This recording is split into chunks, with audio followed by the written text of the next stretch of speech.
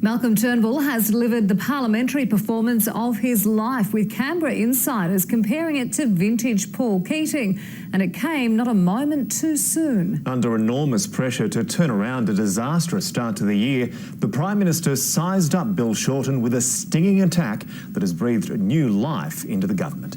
Leah Craven is at Federal Parliament tonight, and Leah, where did this come from? Well, the Prime Minister has his back to the wall. He's under incredible pressure after the defection of Cory Bernardi, and it's not looking great for the government in the polls. So while this attack was focused on Bill Shorten, the people that the Prime Minister really needs to convince he's got what it takes are those who sit behind him.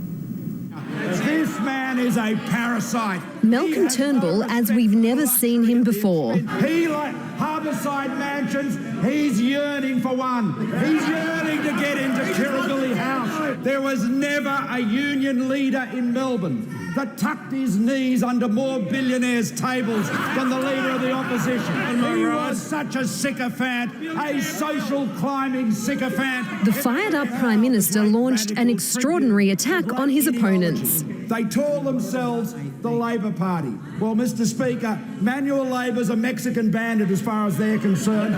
Most of them have never done a day's work in their lives. This is the Malcolm Turnbull his jittery backbench had been crying out to see. Look at the serried ranks of apparatchiks. After a dismal start to the year, topped off by a rat in his ranks. Well, there have been people calling for me to get booted out of the party for a long time. They should be cheering the fact that I've finally gone. Cory Bernardi's defection seems to have the spark Malcolm Turnbull needed. The honourable thing for Cory to do is to resign from the Senate and then run again the next election as an independent or under his new party. When the Health Minister took a tumble this morning, it summed up the government's start to the year, with Bill Shorten hovering over every mistake. But the Prime Minister's performance this afternoon re-energised by your performance and questions shows he's back on his feet.